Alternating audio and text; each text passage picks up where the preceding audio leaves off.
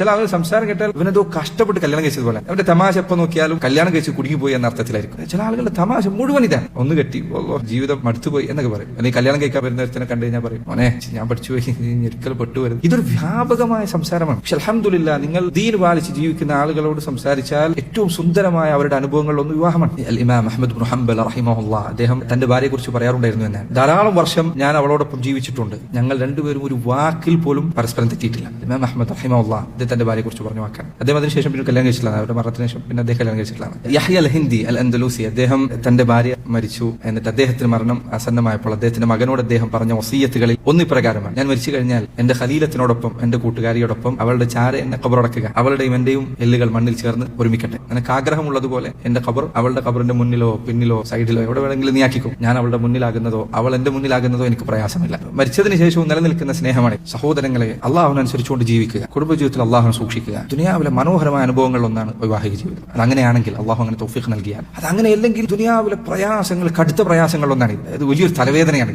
അള്ളാഹു കാത്തുരക്ഷിക്കുമാറാകട്ടെ.